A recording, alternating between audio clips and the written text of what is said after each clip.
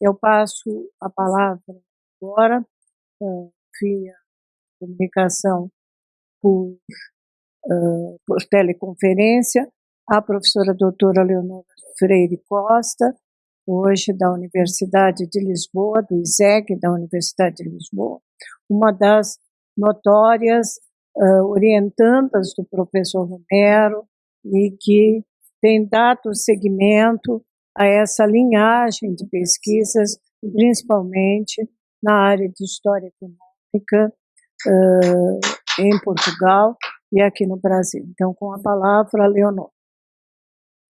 Olá, está tudo correndo bem? Eu começo por agradecer, tá? Perfeito. Eu começo por agradecer este convite, congratulo a Cátia e a Vera em particular por esta iniciativa que é seguramente merecida e bem-vinda, e a todo o staff aí em São Paulo que me permite não deixar de estar presente, embora não pudesse viajar até aí. Portanto, agradeço e muito gosto em estar nesta sessão que muito me honra terem me chamado, independentemente das minhas limitações. Eu pensei que nesta ocasião, e até mesmo pegando um pouco nas palavras, que é também na minha situação de discípula de Romero de Magalhães, pensei que poderia fazer memória de um dia particularmente feliz para Romero de Magalhães, que foi no dia 12 de dezembro de 2018, em que ele recebeu o doutoramento honoris causa da Universidade do Algarve e quis que eu tivesse essa tarefa de fazer o laudácio, mas também foi uma enormíssima honra. E o que trago para aqui é, para já, uma memória de um dia em que o vi especialmente emocionado e, portanto, de um lado, de uma felicidade imensa junto dos seus amigos de infância, e recordo uma fotografia no final do dia em que ele e os seus amigos estão soltos, felizes, agradavelmente comemorando o final do dia. E gosto de lembrar da imagem de Romero de Magalhães nesse dia. Por outro lado, a responsabilidade de fazer um laudácio instigou-me a ver e, portanto, desprender-me dos detalhes, porque não há ocasião a dizer momento a momento o que é que cada uma das obras diz, mas é mais do que uma síntese de um currículo, é procurar as linhas condutoras e a coerência de uma obra que muitas vezes o próprio nem se tem ideia que tem. E portanto é essa visão de fora, na busca de linhas condutoras, que gostaria de partilhar convosco, sobretudo nas linhas condutoras de Romero Magalhães, como historiador, isto é, um historiador particularmente interessado nos séculos XVI e XVIII.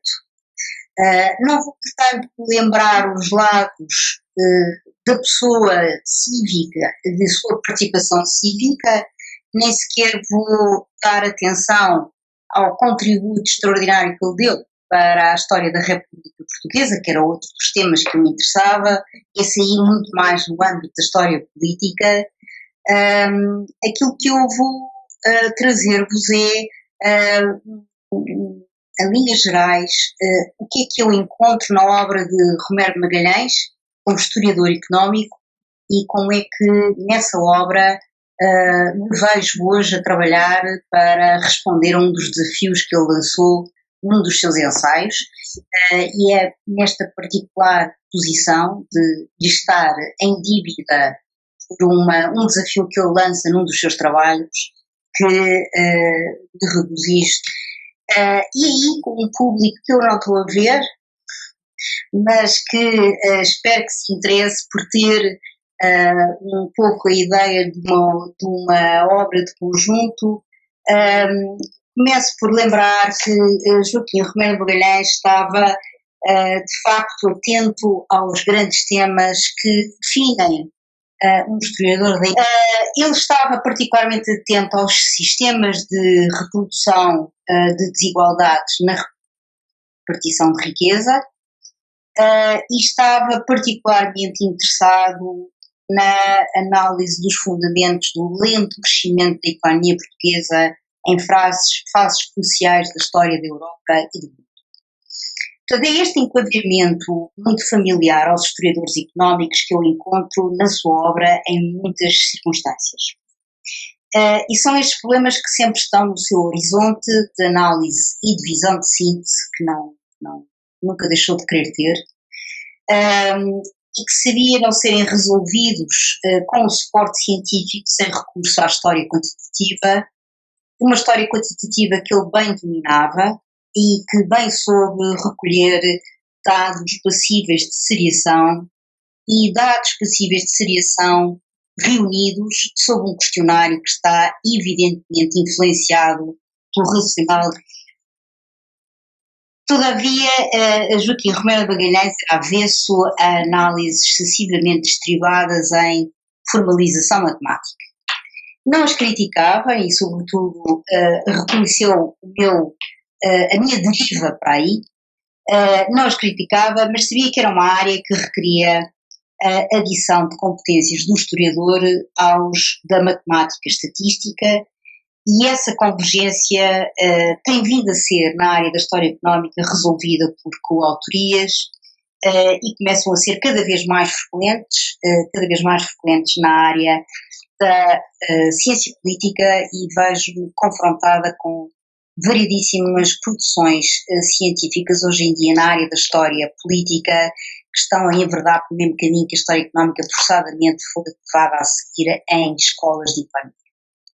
Esta deriva excessivamente matematizada não era a deriva de Joaquim Romero de Magalhães, mas não nos iludamos, Joaquim Romero de Magalhães, como historiador da economia e como docente durante toda a sua vida numa escola de economia, pugnava por fazer questionários bem estribados na ciência. Ora bem, portanto, dizia eu que Romero de Magalhães, como o vejo, é um historiador com preocupações a temas correntes, seja o crescimento e as causas do atraso, condições de divergência de níveis de rendimento per capita. Isto são os filões que eu encontro como suportes básicos de toda uma vida.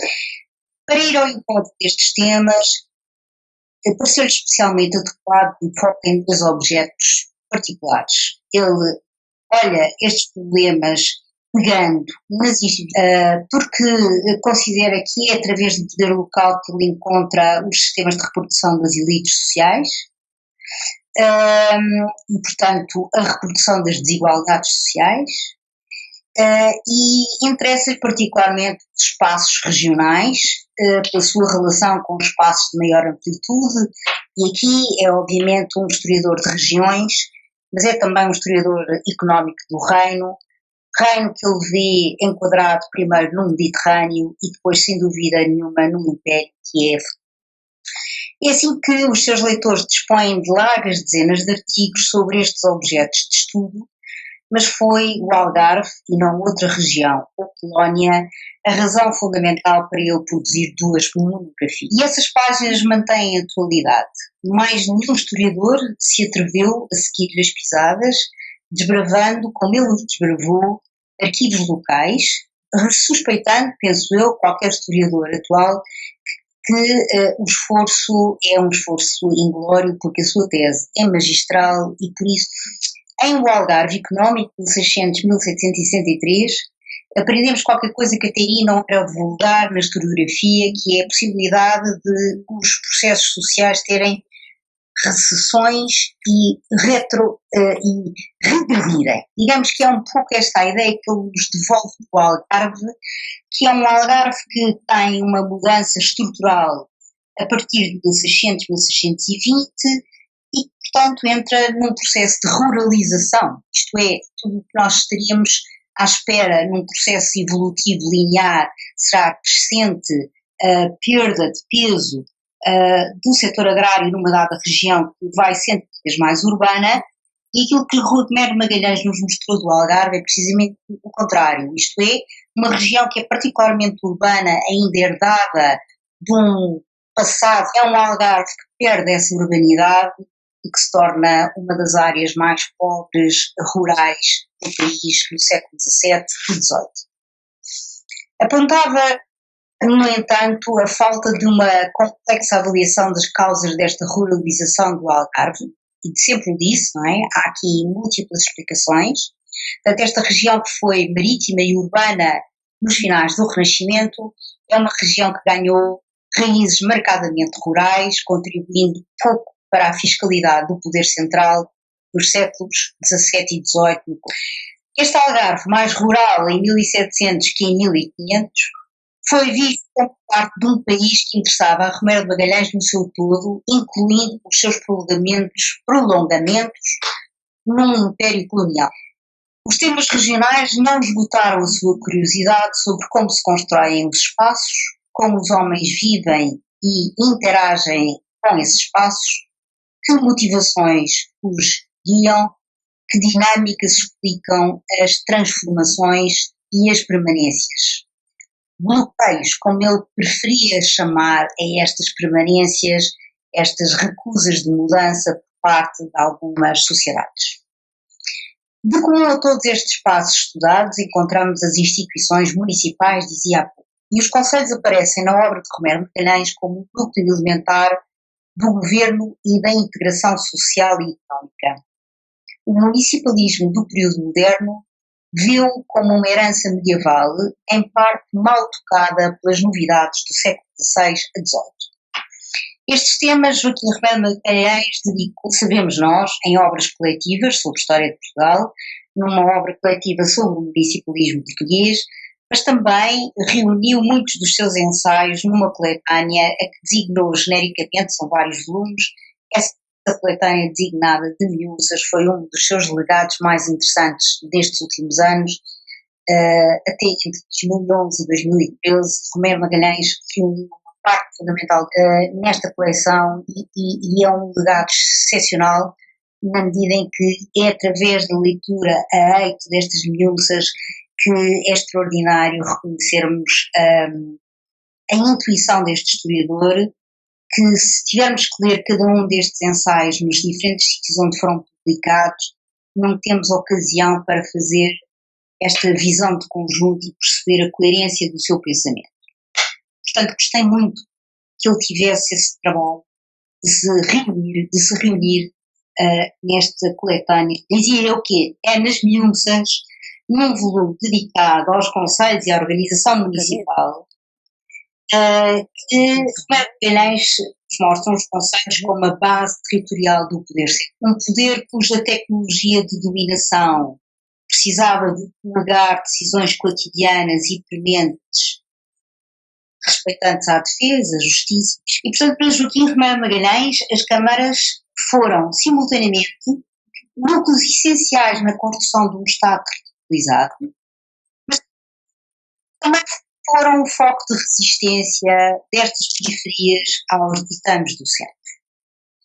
E era assim que se lhe apresentou também o município, portanto, sujeito às mais diversas tentativas de dominação, ainda em período de extração mineira.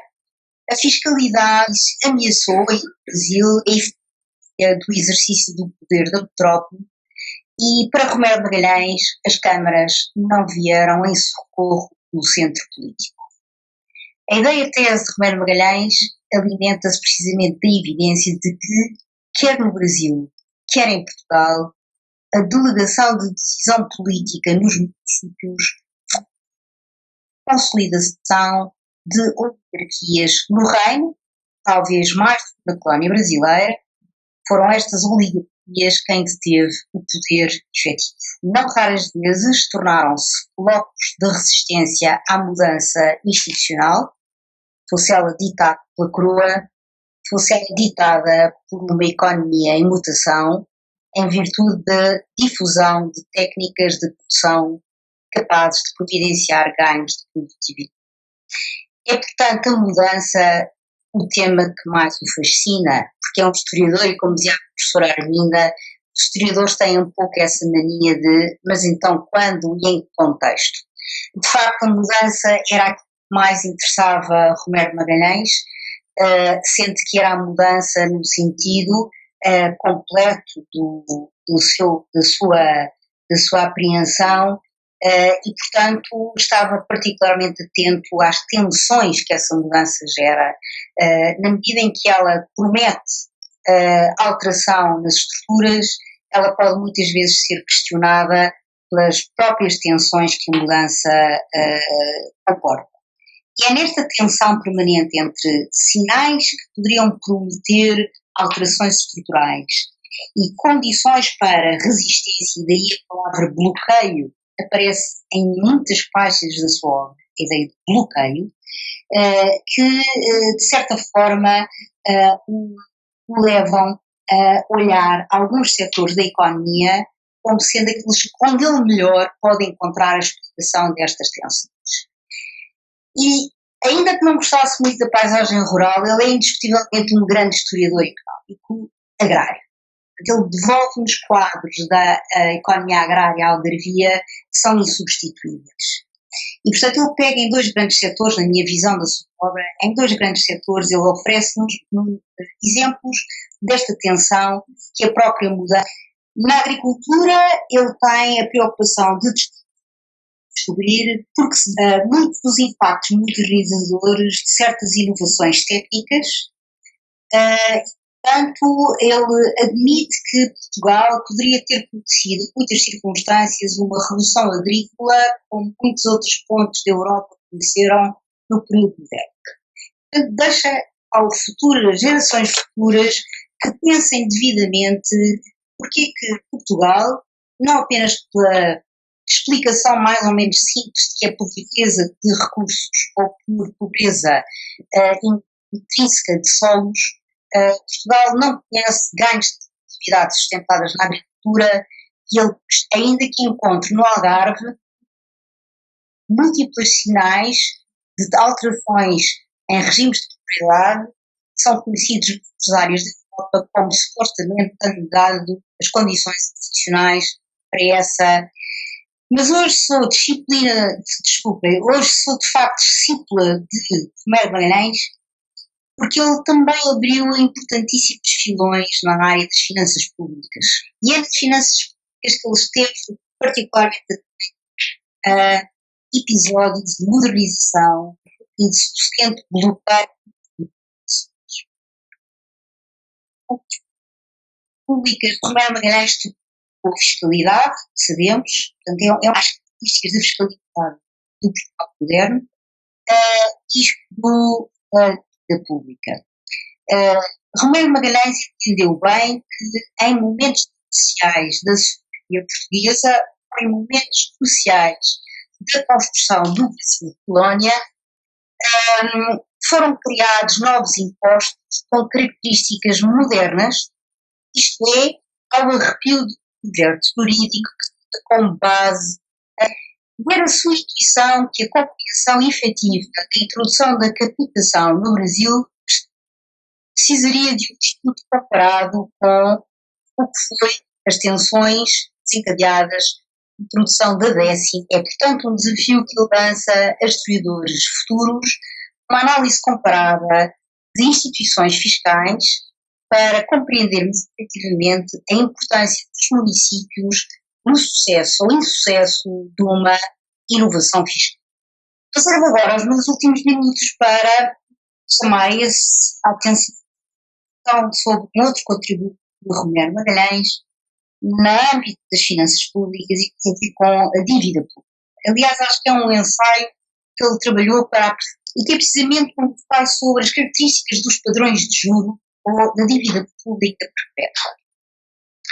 Sinto-me por diferentes razões tributárias deste pensamento que ele lança neste ensaio por duas interrogações. Mas é através do estudo do crédito dos possíveis impactos financeiros das remessas que tenho vindo a estudar há anos. Mais calma, e foi.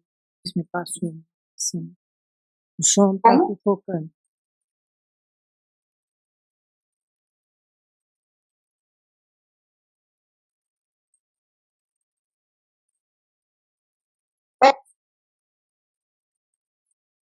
Está sem retorno. Então, Você não está falando, não estamos ouvindo. nós, Parou a transmissão. ah,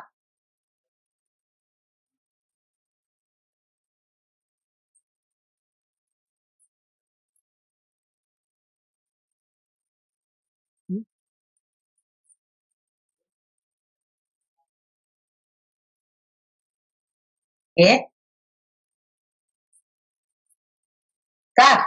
Quer que eu desligue? Pode falar, pode continuar, Léo.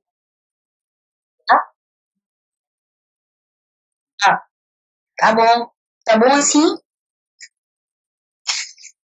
Tá bom assim? Está.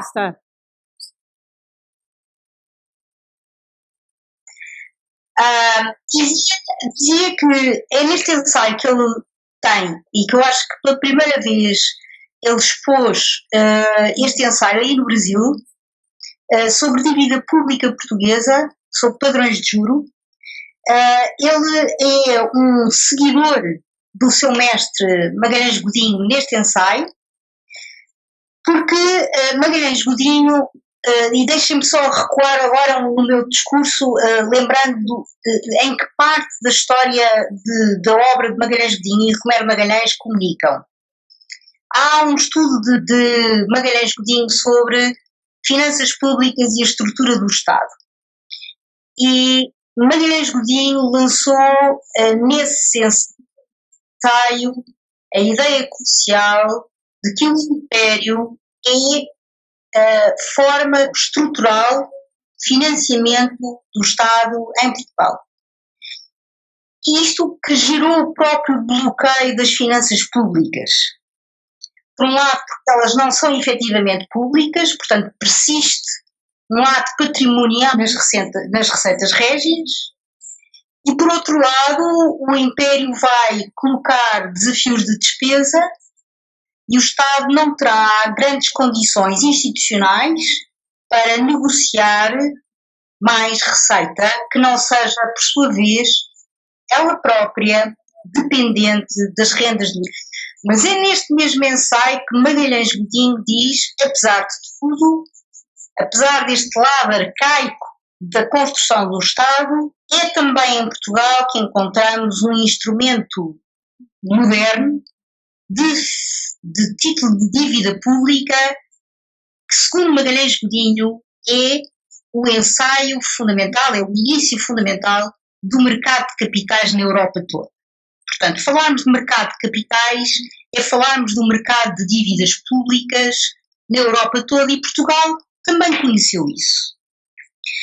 Para Romero Magalhães pega nesta ideia e vai falar com o seu mestre neste ensaio dizendo: sim senhora, poderíamos ter encontrado aqui o exemplo de uma modernização que Portugal segue nas pisadas de outros espaços europeus na senda de um capitalismo financeiro, mas na verdade em Portugal as elites, mais uma vez, bloquearam a capacidade de mudança, na medida em que grande parte destes títulos são possuídos por elites, e as elites vão vinculá-los a bens de capela ou a bens de morgaria.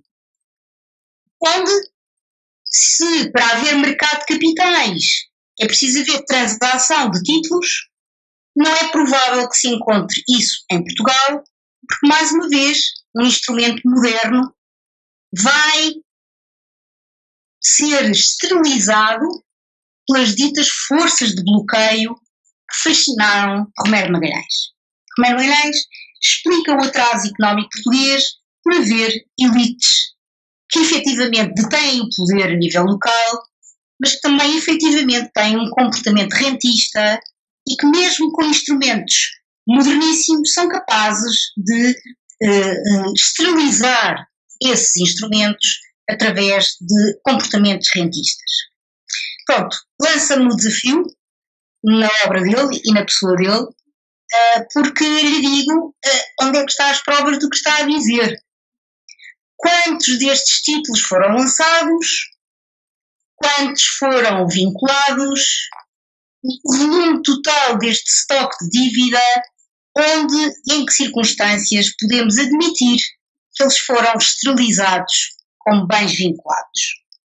E é aqui que me encontro hoje, é na tentativa de responder a Joaquim de Remério Magalhães, através de um projeto que está a estudar intensamente todos os títulos emitidos de dívida pública e a rastrear os diferentes momentos em que eles foram transacionados. E a principal ideia que me parece estar a vir ao de cima, isso ele já desconfiava, é que, na verdade, os títulos de dívida pública portugueses tiveram muito pouco risco, não conhecemos os grandes momentos que em Castela houve de incumprimentos e de bancarrotas e não sei o quê. E, portanto, estes títulos eram, de facto, títulos de renda segura, mas precisamente por serem títulos de renda segura, eles foram transacionados. Foram vinculados, mas também foram transacionados. E aqui trata-se de fazer um balanço quantitativo à maneira dele e dizer, no final da história, quantos foram transacionados e quantos foram vinculados. Que podemos finalmente dizer se as elites perverteram ou não a capacidade modernizante deste instrumento. Finalmente, a explicação possível que vou testar para o baixo risco deste instrumento financeiro é precisamente porque em grandes momentos de lançamento de dívida pública foram as rendas do Brasil que garantiram o cumprimento dos juros. O serviço de dívida foi consignado a 2 grandes impostos, o tabaco e 1% do ouro. E, portanto, se Portugal tem dívida pública credível, ao Brasil deve. E é neste particular momento que me despeço da minha palestra, dizendo que me faz uma enorme falta discutir estas ideias com Ricardo Magalhães. É um vazio que deixou e lamento imenso que agora, passados 6 meses em que se partiu, poder hoje dizer-lhe então o que é que acha, para onde é que eu hei de seguir uma vez esta suspeita estar lançada. Obrigada pela vossa atenção. Eu não sei o que é que ouviram, eu pelo menos gostei imenso de vos ver, a professora Armida e a professora Vera Ferlini aí, e espero que consigam ter ouvido o essencial de que eu gostaria de transmitir a vós. Obrigada por terem aí, ainda que à distância. Obrigada, Leonor.